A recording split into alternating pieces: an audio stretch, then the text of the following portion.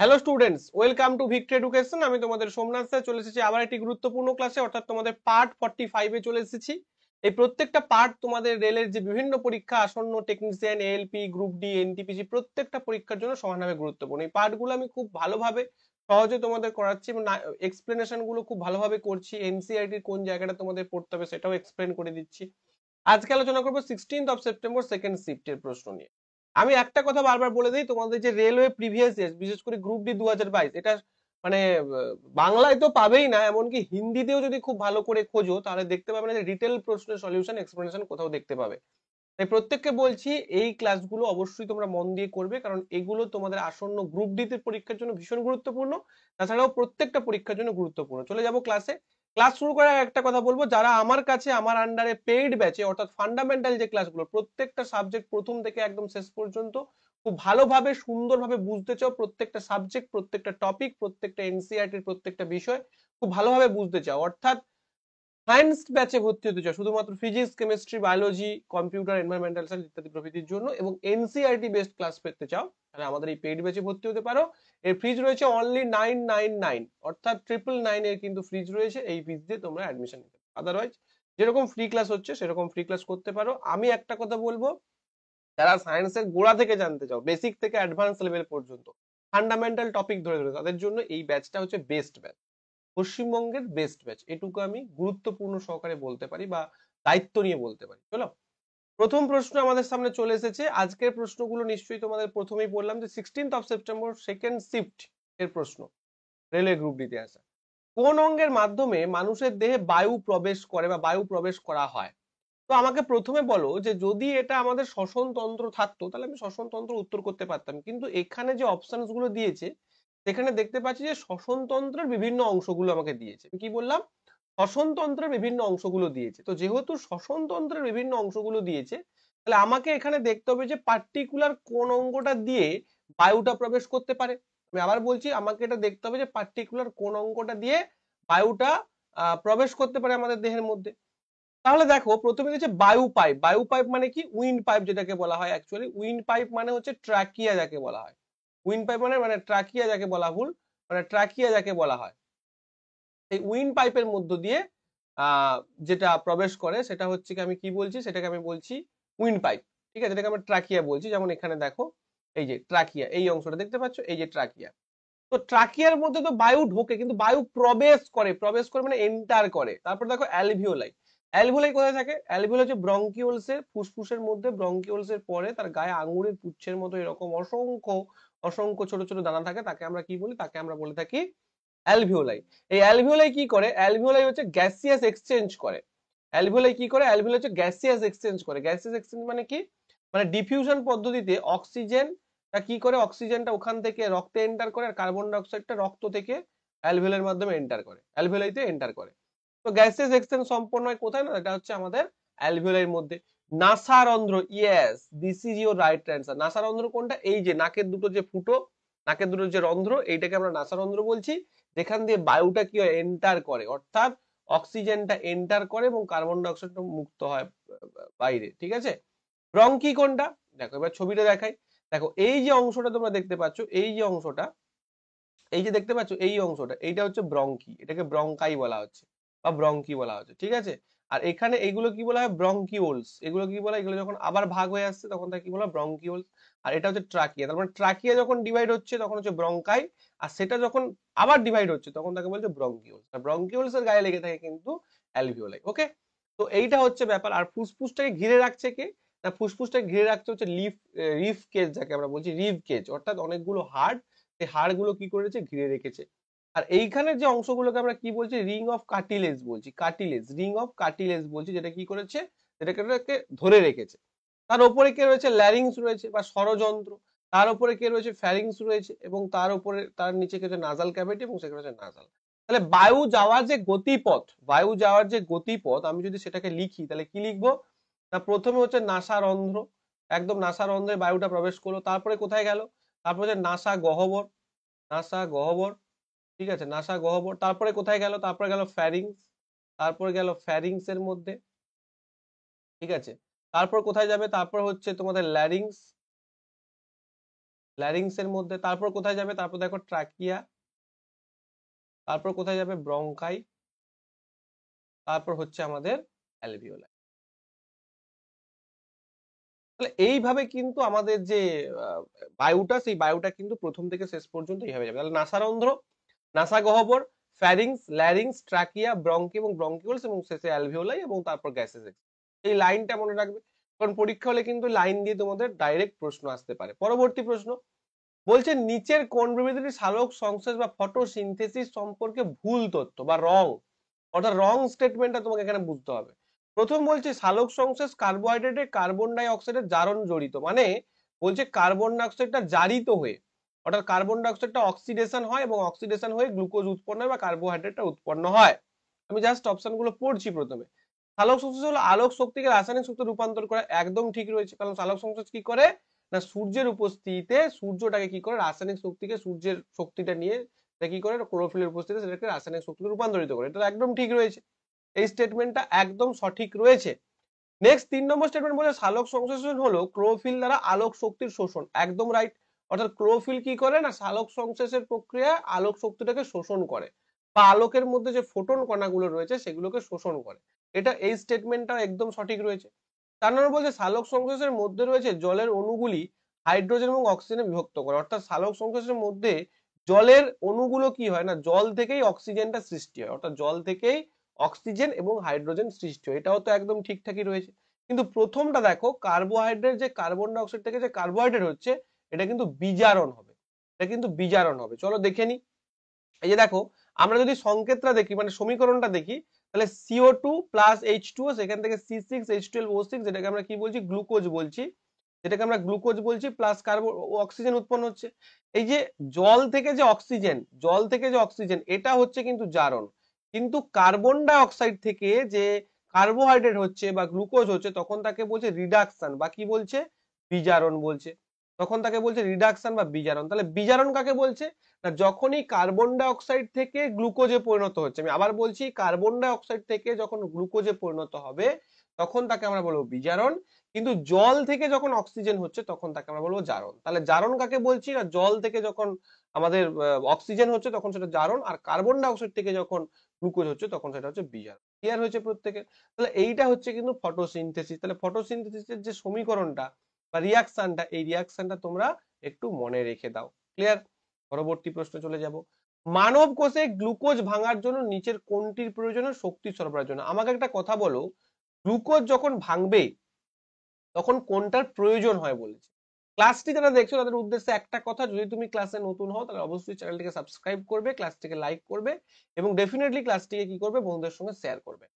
তো মানব কোষে যে গ্লুকোজ, সেই গ্লুকোজ ভাঙার জন্য গ্লুকোজটাকে, গ্লুকোজ কি C6H12O6, এই গ্লুকোজটাকে আমি ভেঙে কি করব না গ্লুকোজটাকে ভেঙে শক্তি বের করব, শক্তি উৎপন্ন করবো। তাহলে তার জন্য কে প্রয়োজন? আমরা কি দেখেছি সবাত শোষণ, সবাত শোষণের ক্ষেত্রে কি হয়, সবাত শোষণের ক্ষেত্রে কি হয় প্রথমে গ্লুকোজটা কোথায় ভাঙে, প্রথমে গ্লুকোজটা সাইটোপ্লাজমের মধ্যে ভাঙবে, সাইটোপ্লাজম ভেঙে কি উৎপন্ন করবে পাইরুভেট, পাইরুভেট উৎপন্ন করবে। তারপর সেটা কি হবে না সেটা সবাত শোষণ অর্থাৎ অক্সিজেনের অনুপস্থিতি কি হবে না সেটা মাইটোকন্ড্রিয়া, এই যে মাইটোকন্ড্রিয়া রয়েছে সেই মাইটোকন্ড্রিয়ার মধ্যে ভাঙবে এবং ভেঙে কি করবে, ভেঙে এটিপি অণু প্লাস শক্তি প্লাস CO2 প্লাস H2O উৎপন্ন করবে, মানে এটিপিটাই শক্তি, শক্তি প্লাস CO2 প্লাস H2 উৎপন্ন, এটা আমরা দেখেছি।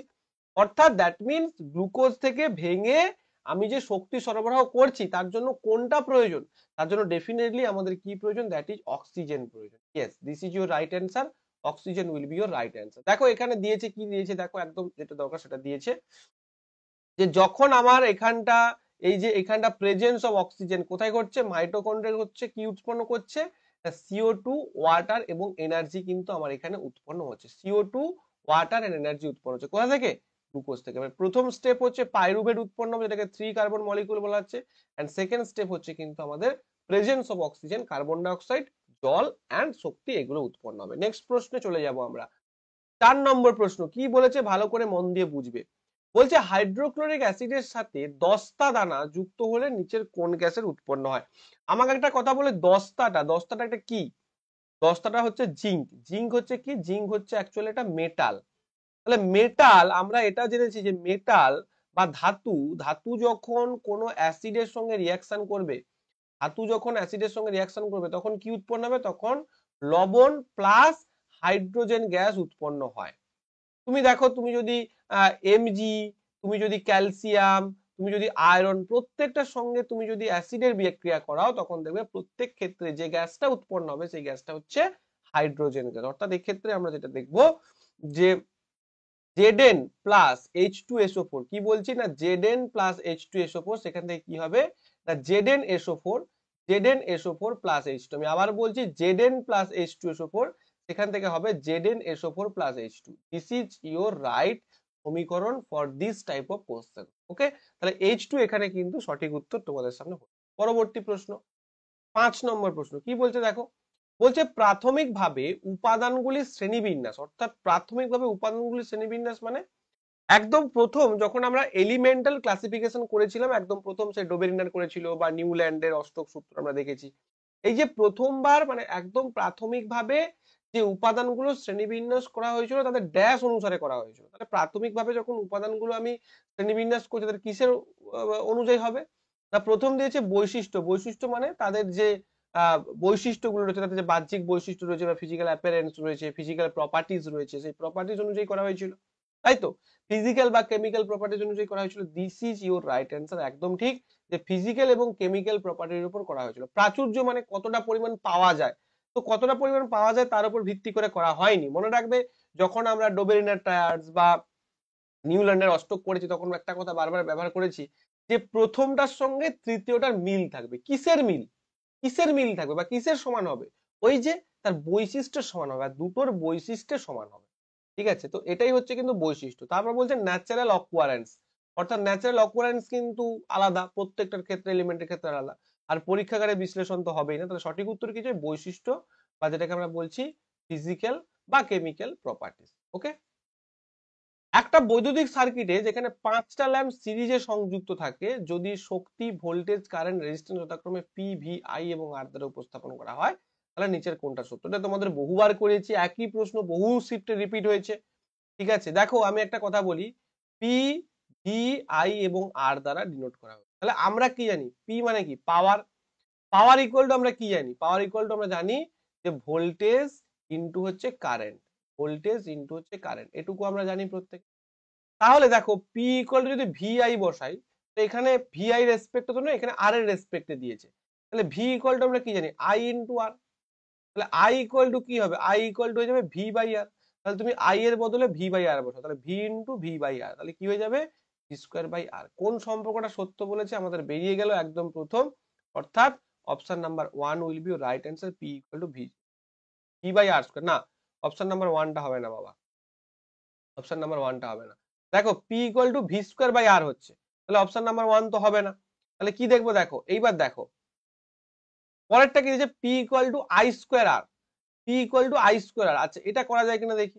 দেখো আমরা যদি আই বসাই, অর্থাৎ ভি এর বদলে আই আর বসাই, তাহলে কি লিখতে পারি? P equal to I into R into I, তার মানে দেখো P equal to I square আরই হচ্ছে। অর্থাৎ দেখো এই ভিটার বদলে যদি আই বসিয়ে দিই, দুটো অপশন আলাদা করেছে। এর আগে যেটা করিয়েছিলাম সেখানে কিন্তু ভি স্কোয়ার বাই আর হয়েছিল, কিন্তু এখানে আবার অপশনটা গুলোকে আলাদা করে দিয়েছে, এখানে দিয়েছে I square R. Definitely this is your right, এটা অপশন নাম্বার বি হচ্ছে তোমাদের সঠিক উত্তর হয়ে যাবে। কেন স্যার? এই যে বোঝালাম যে P equal to V into I, এবার তুমি ভি এর বদলে আই আর বসাও, তাহলে ভি এর বদলে আই আর বসালে কত হবে? এখানে একটা আই আছে আর এখানে আই আর, তাহলে I square into R, I square into R, অর্থাৎ option number B. Option number C হবে না, অপশন নাম্বার ডি হবে না, আর অপশন নাম্বার 1ও কিন্তু। ক্লিয়ার? আরে ক্লিয়ার হয়েছে কি হয়নি? নিম্নলিখিত বিকল্পগুলির মধ্যে কোনটি বর্জ্য ব্যবস্থা 3R এর সঙ্গে খাপ খায় না? অর্থাৎ দেখো বর্জ্য ব্যবস্থা, অর্থাৎ আমরা যখন বর্জ্য পদার্থ ইউজ করি সেখানে 3টে জিনিস বলা থাকে, এরকম দেখবে তীর চিহ্ন দিয়ে 3টে জিনিস দেখানো থাকে। মনে আছে কি? এই যে তীর চিহ্ন দিয়ে 3টে জিনিস দেখানো থাকে, কি কি দেখানো থাকে দেখো ভালো করে বোঝো। দেখো প্রথম যে অপশনটা বলছে অপশনে রিডিউস। রিডিউস মানে কি? অর্থাৎ আমাদের বর্জ্য ব্যবস্থা, বর্জ্য যেগুলো রয়েছে সেগুলোকে রিডিউস করতে হবে, সেগুলোকে কমাতে হবে, তার মানে ডেফিনেটলি এটা ঠিকঠাক রয়েছে। রিইউজ, রিইউজ মানে কি? যে বর্জ্যগুলো রয়েছে সেগুলোকে যাতে আমরা রিইউজ করতে পারি তার জন্য সেটা ব্যবস্থা করতে হবে, যাতে আমরা রিইউজ করতে পারি, তাহলে এটাও ঠিক রয়েছে। এবং রিসাইকেল, রিসাইকেল মানে কি? সেটাকে যাতে রিসাইকেল করে অন্য কোনো ভাবে আমরা সেটাকে অন্যভাবে ব্যবহার করতে পারি বা আবার পুনরায় ব্যবহারযোগ্য করতে পারি। তো রিফিউজ মানে তো বাদ দিয়ে দেওয়া, তো এটা তো আর এর সঙ্গে যুক্ত নেই, অর্থাৎ এই রিফিউজটা কিন্তু যুক্ত নেই। এটা ভীষণ ইম্পর্টেন্ট। দেখো এই যেটা দেখতে পাচ্ছ, রিডিউস অর্থাৎ minimize the amount of waste, অর্থাৎ যে ওয়েস্টটা আমরা করছি সেই ওয়েস্টটা যাতে মিনিমাইজ হয়। অর্থাৎ দেখো কি বলো স্যার, ওয়েস্টটা কি করে মিনিমাইজ হবে? দেখো আমাদের যতটুকু প্রয়োজন, মনে করো আমার একটা মাইক হয়ে যায়, আমার বয়া মাইক আমি ইউজ করি, আমার একটা মাইক হলে হয়ে যায়, আমি সেখানে 3টে মাইক কিনে নিচ্ছি, তাহলে একটা মাইক পড়ে থাকবে, পড়ে পড়ে নষ্ট হলো, ওটাকে আমি ফেলে দিলাম, তো সেটা তো ই ওয়েস্ট হচ্ছে, আমার দরকার নেই তবু আমি কিনে নিয়েছি, তো সেটাকে কমাতে হবে, রিডিউস করতে হবে। রিউজ মানে কি? রিউজ মানে ওটাকে পুনরায় ইউজ করো। মানে আমার মনে করো মাইকটা আমি ফেলে দিলাম, তো এমনও তো হতে পারে যে ওটা অন্য কেউ ইউজ করতে পারে বা অন্য কোনো ভাবে ইউজ করতে পারে, তো সেইটা চেষ্টা করতে হবে যতটা সম্ভব রিইউজ করা যায়। রিসাইকেল মানে কি? মানে এই ওয়েস্ট থেকে নিউ প্রোডাক্ট, অর্থাৎ আমি মাইকটা ফেলে দিলাম, সেখানটা তার প্লাস্টিক গুলোকে ছিঁড়ে তার তারটা বের করে নতুন ভাবে অন্য কোনো জায়গায় সেটাকে লাগিয়ে দেওয়া হলো, এটা হচ্ছে রিসাইকেল। তো এই 3টে জিনিস হচ্ছে বর্জ্য ব্যবস্থার সঙ্গে জড়িত, আমি দেখিয়ে দিলাম, রিডিউস, রিইউজ, ওকে।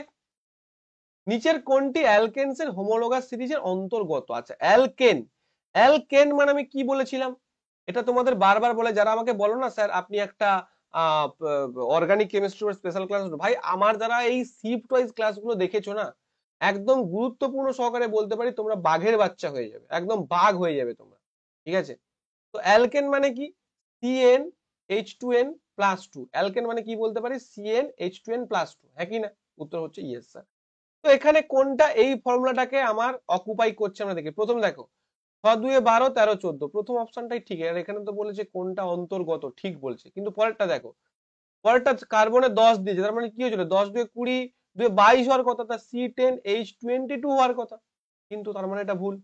C10H22, দেখো 10 2 20 21 22, আচ্ছা 6 2 12 13 14 অ্যালকেনসের হোমোলোগাস সিরিজের অন্তর্গত, হ্যাঁ এটাও তো হচ্ছে C10H22। 10 2 20 এটা হবে না, 10 2 20 যুক্ত 2, 6 2 12, এই দুটোই কিন্তু অ্যান্সার হচ্ছে, এই দুটোই কিন্তু অ্যান্সার হচ্ছে, C10H22 হবে, আবার C6H14 ও হবে, ঠিক আছে? আচ্ছা এটা এবার ব্যাপারটা হচ্ছে এখানে অ্যালকেন বলেছে নাকি অ্যালকিন বলেছে সেটা আমাকে দেখতে হবে। আচ্ছা এইটা তোমাদের একটু বুঝিয়ে দিই, এটা বোধহয় অ্যালকিন বলেছে ইংলিশে, সেটা অ্যালকেন হয়ে গেছে। এই অ্যালকিন, অ্যালকিনটা না মানে বহুত হয়, তোমাদের একটু বলে দিই, অ্যালকিন মানে কিন্তু INE হবে, আর এন মানে কিন্তু ANE হবে, আর আইন মানে কিন্তু কি হবে, মানে ENE হবে, আর আইন মানে কিন্তু INE হবে, ঠিক আছে? এগুলো মনে রাখবে, অ্যালকাইন। আচ্ছা অ্যালকিন যদি হয় কি হবে না, CnH2n হবে, আর অ্যালকাইন যদি হয় CnH2n -2 হবে। তাহলে দেখো অ্যালকিন যদি হয় দ্বিতীয় অপশনটা কি হবে, 10 2 তাহলে C10H20 হওয়ার কথা অ্যালকিন, আর অ্যালকাইন হলে কত হবে, C10H 10 2 20 -2 C10H18 হওয়ার কথা। তাহলে এখানে যদি তোমাকে বলতো যে এটা কোনটা অ্যালকিন, অ্যালকিন হলে তোমার কোনটা হতো, C10H20 হতো, এইটা হচ্ছে তোমার অ্যালকিন।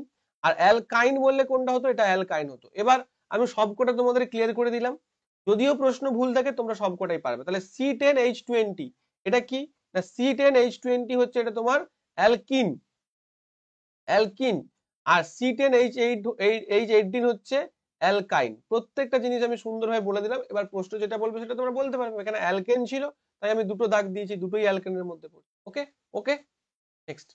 কোনো কনফিউশন থাকবে না, ধাতুর প্রতিক্রিয়াশীলতার জন্য নিচের কোনটি হ্রাসকারী সঠিক, অর্থাৎ ধাতুর প্রতিক্রিয়াশীল অনুযায়ী কোনটা সঠিক। আমাকে একটা কথা বলো, আমরা সবসময় একটা জিনিস জানি যে ক্যালসিয়ামটা কিন্তু এখানে যতগুলো রয়েছে সবার থেকে বেশি, ক্যালসিয়ামের যে মেটাল রিঅ্যাক্টিভিটি যে ক্যালসিয়াম সবার আগে থাকে, তার মানে ক্যালসিয়াম সবার আগে হবে ভাই, option number C will be correct, এটা আমরা দেখেই বুঝতে পারছি। দেখো তুমি দেখে নাও, দেখো প্রথমে কে রয়েছে, প্রথমে কে রয়েছে, প্রথমে কে রয়েছে, প্রথমে রয়েছে পটাশিয়াম, তারপরে রয়েছে সোডিয়াম, তারপরে দেখো ক্যালসিয়াম, ক্যালসিয়াম অনেক আগে রয়েছে, সেটাই বলছিলাম। Potassium, sodium, calcium, magnesium, aluminium, copper, এই sorry aluminium, carbon, zinc, copper একদম নিচে, এই যে সিইউ কপার, ঠিক আছে? তাহলে এখানে সঠিক কি হয়ে যাবে, এখানে সঠিক হয়ে যাবে অপশন নাম্বার। ক্লিয়ার হচ্ছে? যদি ক্লিয়ার হয়ে থাকে একটা করে থামস আপ প্রত্যেকের জন্য, অর্থাৎ একটা করে লাইক প্রত্যেকের জন্য, ঠিক আছে? অবশ্যই প্রত্যেকের জন্য বলবো যে একটা করে লাইক অবশ্যই করতে, যাতে তোমরা প্রত্যেকটা ক্লাস এভাবে ফ্রিতে করতে পারো। আমি প্রচুর ক্লাসেস কিন্তু ফ্রিতে দিয়েছি, যখন রেলওয়ে এক্সাম আরম্ভ হবে তখন বুঝতে পারবে যে এই ক্লাসগুলো দেখে কতটা তোমরা কমন পাচ্ছ। ওকে, কোন উপাদানটি আধুনিক পড়াশোনাতে 11 নম্বর গ্রুপের অন্তর্ভুক্ত নয়? দেখো এই যে 11 নম্বর গ্রুপটা না, এই 11 নম্বর গ্রুপটা খুব ভালো একটা গ্রুপ। এই 11 নম্বর গ্রুপটাকে কি বলা হয় জানো? 11 নম্বর গ্রুপকে বলা হয় coin metal group. Coin metal কেন না, কেন বলা হয় কয়েন মেটাল গ্রুপ? কারণ এই 11 নম্বর গ্রুপে যারা থাকে তাদের দিয়ে কয়েন তৈরি করা যায়, বা প্রাচীনে কয়েন তৈরি করা যেত, বা পয়সার যে কয়েন হয় সেগুলো। যেমন দেখো এইউ, এইউ মানে কি? এইউ মানে সোনা। তো সোনা দিয়ে কয়েন তৈরি হতো, মানে সোনাও কিন্তু 11 নম্বর গ্রুপে রয়েছে। কপার দিয়েও কয়েন তৈরি হতো, কপারের জিতল আমরা দেখেছি, সিলভার টঙ্কা, কপার জিতল ইলতুৎমিশের আমলে তৈরি। তো এটা দিয়েও কয়েন তৈরি হতো, তার মানে এটাও হবে 11 নম্বর গ্রুপে থাকবে। এজি সিলভার, এটা দিয়েও তৈরি হতো। হাই এইচজি মানে পারদ, পারদ কিন্তু হয়ে যাবে সঠিক উত্তর, কারণ পারদ কিন্তু 11 নম্বরে নেই। দেখো একটা সুন্দর নতুন জিনিস তোমাদের বললাম, যে 11 নম্বর গ্রুপে যারা থাকে তাদের দিয়ে আমরা কি তৈরি করি না, 11 নম্বর গ্রুপে যারা থাকে তাদের দিয়ে আমরা কয়েন তৈরি করি। তাদের দিয়ে আমরা কয়েন তৈরি করি, আর যেহেতু তাদের দিয়ে আমরা কয়েন তৈরি করি, তাই বলতে পারবো যে এই এইচজি, এইচজি দিয়ে আমরা কয়েন তৈরি করি না, তাহলে এইউ সিইউ এজি এদের দিয়ে আমরা কয়েন তৈরি করি। তাহলে যেহেতু এইচজি দিয়ে কয়েন তৈরি করি না, তার মানে বুঝতে পারছো 11 নম্বর গ্রুপে নেই। এটা জাস্ট একটা ট্রিক। দেখো এবার তোমরা 11 নম্বর গ্রুপটা দেখে নাও। এই যে এইটা হচ্ছে তোমাদের 11 নম্বর গ্রুপ, এইটা হচ্ছে তোমাদের 11 নম্বর গ্রুপ। কে আছে দেখো, কে কে আছে দেখো, কপার রয়েছে, এজি রয়েছে, এইউ রয়েছে, কিন্তু এইচজি কত নম্বরে রয়েছে? এইচজি দেখো এই যে 12 নম্বরে রয়েছে। তো দেখতে পেয়েছো, তো HG will be your right answer. Okay, চলো। আর এটাও মনে রাখবে যে কপারের যে গ্রুপটা 11 নম্বর গ্রুপটা কোয়েন্স মেটাল গ্রুপ বলা হয়। একটি গোলাকার লেন্স তৈরি করতে কোন উপকরণ ব্যবহার করা যাবে না? এই প্রশ্নটা না ভীষণ গুরুত্বপূর্ণ, কারণ এখানে অনেকের ভুল হবে। একটা গোলাকার লেন্স কি দিয়ে তৈরি হবে? একটা গোলাকার লেন্স তৈরি হবে একটা গ্লাস দিয়ে বা একটা কাঁচ দিয়ে। তাহলে কাঁচ তৈরি করতে কোন কোন জিনিসগুলো ব্যবহার করা হয়? কাঁচ তৈরি করতে পরিষ্কার কাঁচ, টেলিফোন, জল ইত্যাদি প্রভৃতি লাগে। কিন্তু কাঠ এখানে কি করছে ভাই? কোনো মতে কাঠ তো এখানে কোনোভাবেই লাগবে না। টেলিফোন, জল, পরিষ্কার কাঁচ, কাঁচকে পরিষ্কার করতে জল লাগবে, টেলিফোন লাগছে, পরিষ্কার কাঁচ লাগছে, কিন্তু কাঠ কি কারণে লাগবে? কাঠ কোনো কারণে লাগবে না। তাহলে কাঠ উইল বি রাইট অ্যান্সার, একদম সিম্পলি, কিন্তু ভুল হওয়ার চান্স বা ভুল হওয়ার পসিবিলিটি থাকবে। আচ্ছা, কালকে 9:30টার সময় তোমাদের কিন্তু live live NCERT ALP technician expected science mock হবে। কালকে 9:30টার সময় থেকে চলে আসবে। আর আজকে রাত 9টার সময় তোমাদের স্ট্যাটিক জিকের যে ক্লাসটা হবে, সেই স্ট্যাটিক জিকের ক্লাসটা কিন্তু লাইভ হবে। প্রত্যেকে চলে আসবে। ওকে। Electronvolt, electrovalent. ইলেকট্রোভ্যালেন্ট মানে কি? ইলেকট্রোভ্যালেন্ট মানে হচ্ছে আয়নীয় যৌগ যেগুলো। এই আয়নীয় যৌগগুলো বিদ্যুতের পরিবাহিতা কখন দেখায়? খুব গুরুত্বপূর্ণ একটা প্রশ্ন, খুব ভালো একটা প্রশ্ন। এই যে আয়নীয় যৌগগুলো কখন তাদের বিদ্যুতিক পরিবাহিতা দেখায়? না কেরোসিন অবস্থায়, পেট্রোল অবস্থায়, কঠিন অবস্থায়, গলিত অবস্থায়। This is your right answer. অর্থাৎ মনে করো NaCl, নুন, এটা তো একটা কি? এটা তো একটা আয়নীয় যৌগ। অর্থাৎ কেন না, কারণ আমরা দেখেছি যে Na+Cl- আয়ন গঠনের মাধ্যমে তারা একে অপরের সাথে যুক্ত থাকে। Na একটা এলিমেন্ট, Cl একটা এলিমেন্ট, এর আয়ন গঠনের মাধ্যমে একে অপরের সঙ্গে যুক্ত হয়ে একটা কম্পাউন্ড গঠন করে। ওকে। তো এই যে NaCl যখন কঠিন অবস্থায় থাকে তাকে আমরা কি নামে চিনি? কঠিন অবস্থায় যখন NaCl থাকে তাকে আমরা কি নামে চিনি? তাকে আমরা লবণ নামে চিনি, যেটা সাদা লবণ হয়, সেই লবণ নামে চিনি। তাহলে NaCl যদি কঠিন অবস্থায় থাকে তাকে যদি আমরা লবণ নামে চিনি, তাহলে এটা তড়িৎ পরিবহন কখন করবে? না তড়িৎ পরিবহন করবে যখন এটা গলিত বা দ্রবীভূত অবস্থায় থাকবে। যখন অ্যাকুয়াস ফরম্যাটে অথবা গলিত অবস্থায় থাকবে তখন এটা তড়িৎ পরিবহন করবে। বাকি কঠিন অবস্থায় বা যখন নুন ক্রিস্টাল আমরা দেখতে পাচ্ছি, লবণের ক্রিস্টাল দেখতে পাচ্ছি, সেগুলো কিন্তু তড়িৎ পরিবহন করবে না। ক্লিয়ার? পরবর্তী প্রশ্ন চলে যাচ্ছি, 13 নম্বর প্রশ্ন। কোন টিস্যু রেনাল টিউবুলের দেয়াল গঠন করে? খুব ভালো প্রশ্ন। দেখো এইটা অনেকে ভুল করবে। রেনাল টিউবুল কোথায় থাকে? না আমাদের যে নেফ্রন, সেই নেফ্রনে থাকে রেনাল টিউবুল। এবার কথা হচ্ছে এই যে কোন টিস্যু রেনাল টিউবুলে গঠন, দেখো কিডনি টিস্যু যদি বলতো, যদিও এটা এপিথেলিয়াল, স্নায়বিক আর পেশিবহুল সংযোজক টিস্যু এগুলো দিয়েছে, তো এখানে আমরা উত্তর সহজে করতে পারবো। কিন্তু যদি এপিথেলিয়াল টিস্যুর ভাগ দিয়ে দিত তখন কিন্তু আলাদা হতো। তো যাই হোক, দেওয়াল যখনই বলেছে মনে রাখবে, দেওয়াল বলা মাত্রই তুমি একটাই টিস্যু, যেটি এপিথেলিয়াল টিস্যু। স্নায়বিক টিস্যু কোথায় থাকবে? আমাদের যে ব্রেনের যে স্পাইনাল কর্ড, আমাদের যে ক্রেনিয়াল নার্ভ, সেখানে হচ্ছে স্নায়বিক টিস্যু বা নিউরন দিয়ে গঠিত হয়। ওকে। পেসিবিউল টিস্যু মানে মাসকিউলার টিস্যু। আমাদের যে মাসেলস, সেই মাসেলস গুলো 3 প্রকার হয়। একটা হচ্ছে ভলেন্টারি মাসেলস, একটা হচ্ছে ইনভলেন্টারি মাসেলস, আর একটা হচ্ছে আমাদের কার্ডিয়াক মাসেল। এই 3 প্রকার মাসেলস হয়। মানে একটা হচ্ছে নিজের উইল মতো আমরা নাড়াতে পারি, কিছু কিছু মাসেলস আছে আমরা উইল মতো নাড়াতে পারি না, আর আমাদের হৃৎপিণ্ডটাকে যে মাসেল গুলো চালাচ্ছে আর কি। 3 প্রকার হয়। আর সংযোজক টিস্যু মানে কি? কানেকটিভ টিস্যু, কানেকটিভ টিস্যু বা সংযোজক কলা। তো কানেকটিভ টিস্যু কারা? না ব্লাড, তারপরে আমাদের বলো যে কার্টিলেজ, আমাদের বোন, এইগুলো হচ্ছে কিন্তু আমাদের কানেকটিভ। ওকে। নেক্সট আমরা চলে আসছি 14 নম্বর প্রশ্ন। বলছে 0.5 মিটার ফোকাস দৈর্ঘ্যের একটি প্রদত্ত অবতল আয়নার মেরু এবং বক্রতা কেন্দ্রের মধ্যে দূরত্ব কত? ভাই এটা কি বলবো, এটা তো তোমাদের বহুবার এর থেকে বহু কঠিন প্রশ্ন করিয়ে দিয়েছি। দেখো এইটা হচ্ছে আমার একটা অবতল দর্পণ, এইটা হচ্ছে আমার একটা অবতল দর্পণ। তো এই যে অবতল দর্পণ, এই অবতল দর্পণের মেরু কোনটা? না এইটা হচ্ছে পোল বা এইটা হচ্ছে আমাদের মেরু। তো এইটা হচ্ছে পোল বা এইটা হচ্ছে আমাদের মেরু। তো এই যে পোল বা মেরু, আর এখানে কি রয়েছে, এখানে রয়েছে সি মানে সেন্টার অফ কার্ভেচার, তাহলে এখানে সি আর এখানে পোল, আর এখানে মনে করো আমাদের ফোকাস রয়েছে। তাহলে এইটার ডিস্টেন্স কত? ডিস্টেন্স 0.5 মিটার, এটার ডিস্টেন্স 0.5 মিটার। তাহলে এইটার ডিস্টেন্স কত হবে? না 0.5 ইন্টু 2, অর্থাৎ 1 metre will be right answer. তার মানে কি জানি আমরা? আমরা জানি যে F into 2 is equal to R. তাহলে আমরা এফ এর যে ডিস্টেন্সটাকে 2 দিয়ে গুণ করলে তবেই তো আমরা এইটা পাবো, এটা হচ্ছে রেডিয়াস অফ কার্ভেচার আর পাবো। তাহলে এখানে সঠিক উত্তর হয়ে যাবে 1 মিটার। একটি তারে কারেন্ট গণনা করুন বা কারেন্ট ইলেকট্রিসিটি গণনা করুন যদি 10 মিনিটে 1200 কুলম্ব চার্জ তার মধ্য দিয়ে। আমাকে একটা কথা বলো যে একটা কারেন্টে তারের মধ্য দিয়ে কি যাচ্ছে?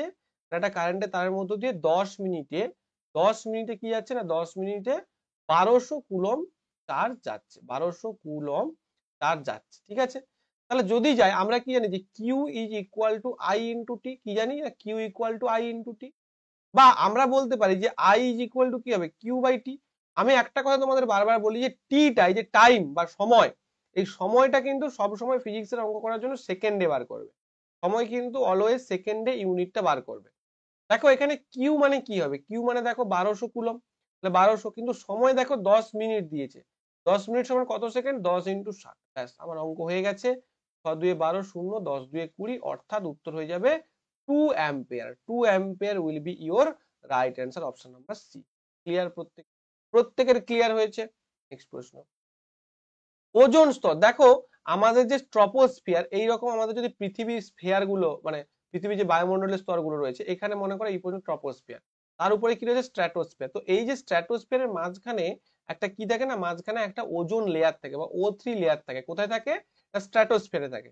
তো সেটা যদি পাতলা হয়ে যায়, সেই পাতলা হলে কি হবে?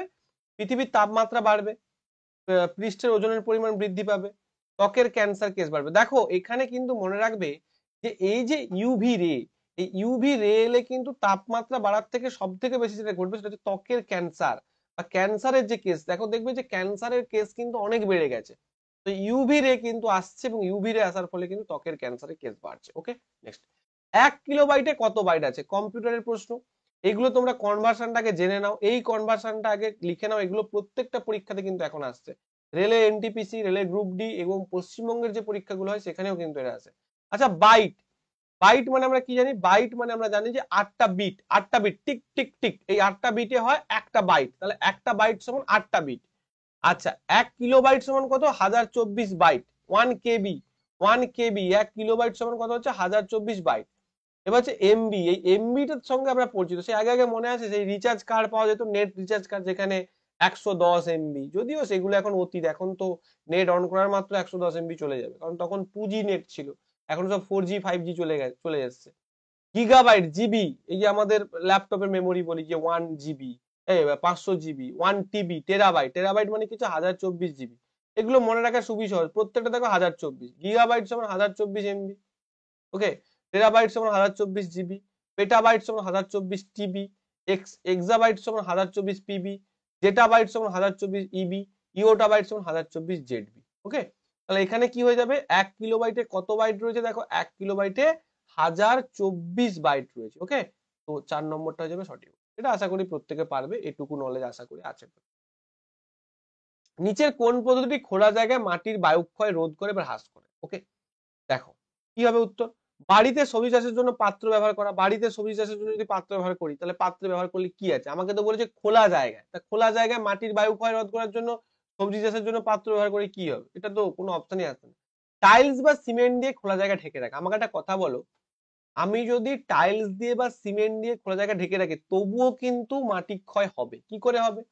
না ওই যে ওর ফাঁক দিয়ে জল ঢুকবে, জল ঢুকে কিন্তু মাটিটাকে যে লাস্টে দিয়ে কোনো জায়গা থাকলে সেখান থেকে টেনে বার করে দেবে, সেটা কিন্তু হবে না। কৃষিতে ফসলের আবর্তন অনুসরণ করে, মানে আবর্তন অনুসরণ করে মাটি ক্ষয় রোধ কি করে হবে?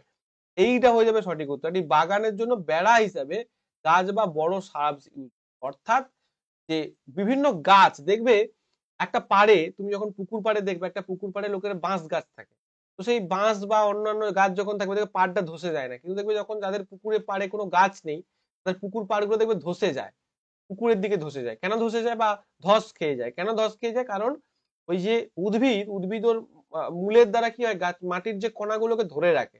তো এইটাই হচ্ছে সঠিক উত্তর, একদম 4 নম্বরটাই হচ্ছে সঠিক উত্তর। ওকে। কেন অনেক ধরনের গাছ পুরনো পাতা ঝরায়? পুরনো পাতা কেন ঝরাবে? তো সিম্পলি উত্তর হয়ে যাবে, কারণ গাছের একটি গাছ শুধুমাত্র নির্দিষ্ট পাতা ধরে রাখতে পারে না। একদমই ভুল কথা, কারণ গাছের বার্ধক্যের কারণে কোষ মারা যায়। দেখো ব্যাপারটা হচ্ছে, এটা তো কোনো বিভিন্ন কারণে ঠিক হবে, কিন্তু এখানে একদম সঠিক উত্তর হবে, কারণ কোষগুলি বর্জ্য পদার্থে ভরে যায়। Yes, this is right answer. এই যে পত্র মোচন, বাকল মোচন, এগুলো আমরা পড়েছি অনেক ছোটবেলাতে। তো এই যে পাতাতে কি হয় না, পাতায় গাছের যে বর্জ্য পদার্থ সেগুলো ভরে যায়, তাই পাতাগুলোকে ঝরে পড়ে। ওকে, তো এইটা হয়ে যাবে সঠিক উত্তর। আর সঠিক উত্তর আর একটা কথা বলে দিই, সেটা হচ্ছে পাতার কোন অংশে বা কোন কোষে, আমাদের যে গাছের যে কোষের কোন অংশে, কোষের ভ্যাকুওলে তোমাদের কি হয় না, ভ্যাকুওলস এর মধ্যে বর্জ্য পদার্থ সঞ্চয় হয়। আর কোন টিস্যুতে না, ওল্ড জাইলেমের মধ্যে। এটা মনে রাখবে, ওল্ড জাইলেমের মধ্যে বর্জ্য পদার্থ সঞ্চয় করে গাছ। একটি উত্তল আয়নার প্রধান অক্ষের সমান্তরাল আলোক রশ্মি হবে? খুব ভালো একটা প্রশ্ন। দেখো, একটা উত্তল আয়নার, কেন ভালো প্রশ্ন বলছি, অপশন গুলোর জন্যই ভালো প্রশ্ন। এটা উত্তল আয়না, এই উত্তল আয়নায় কি হবে, প্রধান অক্ষের সমান্তরাল যে আলোক রশ্মিটা এখানে আসবে, আসার পর কি হবে, আসার পর সে এদিক দিয়ে চলে যাবে।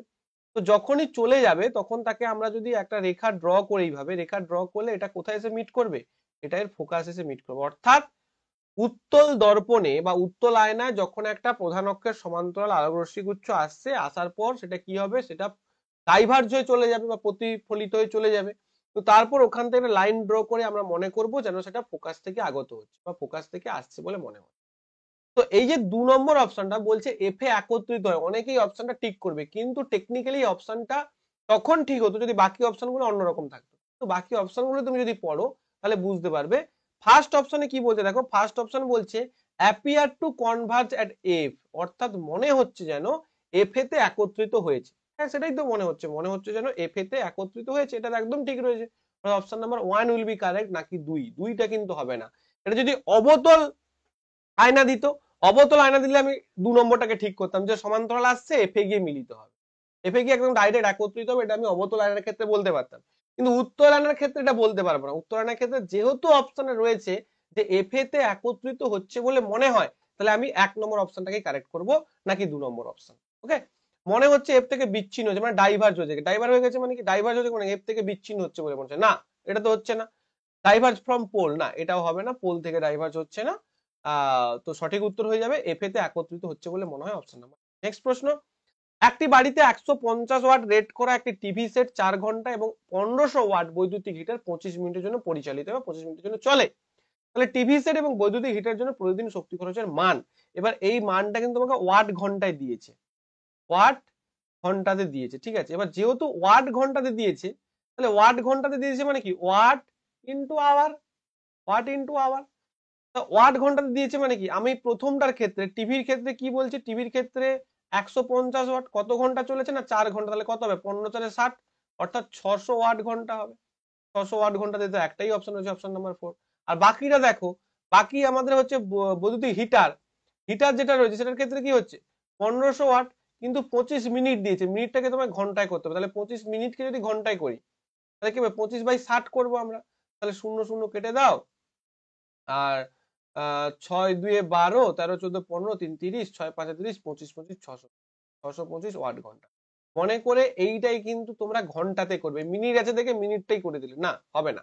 তো 600 ওয়াট ঘন্টা, তাহলে option number 4 will be right answer. 600 watt ঘন্টা, 625 ওয়াট ঘন্টা। এখানে কিন্তু কিলো ওয়াট ঘন্টা দেয়নি, এখানে কিন্তু ওয়াট ঘন্টা দিয়েছে, সেই জায়গাটা একটু খেয়াল রাখবে। কোথাও কিলো ওয়াট ঘন্টা দিতে পারে। কিলো ওয়াট ঘন্টার ক্ষেত্রে কি বের করবো আমরা, কিলো ওয়াট ঘন্টা দিলে তখন করবো যে watt into hour divided by 1000, তখন এটা কিলোওয়াট ঘন্টায়। নিচের কোন যৌগে আয়ন পাওয়া যায় না? খুব ভালো একটা প্রশ্ন। আয়ন পাওয়া যায় না মানে কি, মানে এদের মধ্যে কোনগুলো আয়ন গঠন করে না। দেখো NaCl, NaCl তো আয়ন গঠন করে, Na+Cl-, NaBr, এখানেও তাই, Na+Br- এখানে গঠন করবে। CH4, দেখো CH4 কি, মিথেন। মনে রাখবে যেখানে কার্বন থাকবে, একটা কথা বলে দিচ্ছি শুনে নাও, যেখানে কার্বন থাকবে ও কিন্তু, মানে কি বলবো, যে ও কিন্তু আয়নীয় যৌগ গঠন করবে না, বিশেষ করে কার্বন এবং হাইড্রোজেন যদি থাকে। কারণটা কি, কার্বনের অ্যাটমিক নাম্বার কত, কার্বনের অ্যাটমিক নাম্বার হচ্ছে 12, তার মানে কি বলতে পারবে 2 এবং হচ্ছে 6, 2 এবং হচ্ছে 6। তো কার্বনের যদি অ্যাটমিক নাম্বার সরি 2 6 7 8 9 10, হ্যাঁ 2 6 4।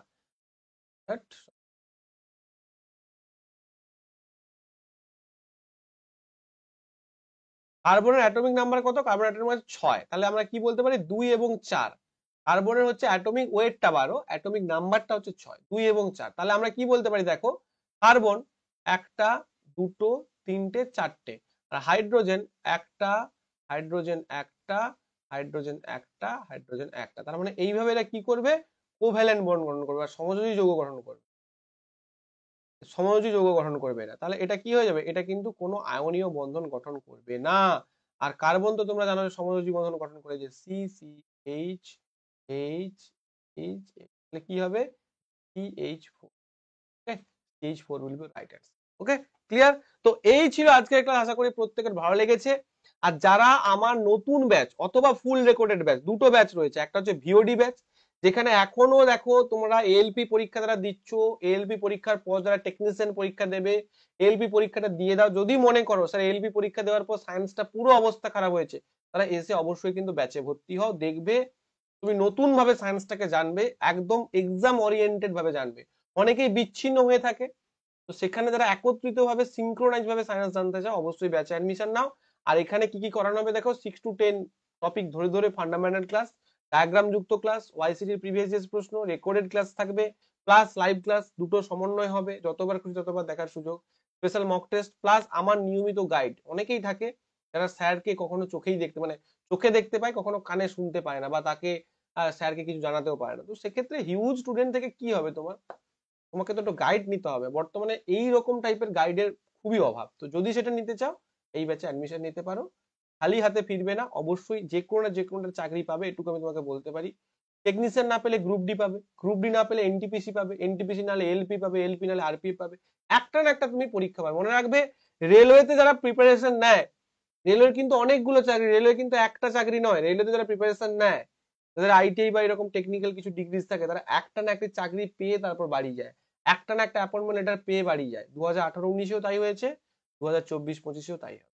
থ্যাংক ইউ প্রত্যেককে, দেখা হবে পরের একটা ক্লাসে। ততক্ষণ পর্যন্ত তোমরা ভালো থেকো, সুস্থ থেকো এবং সাবধান। Thank you.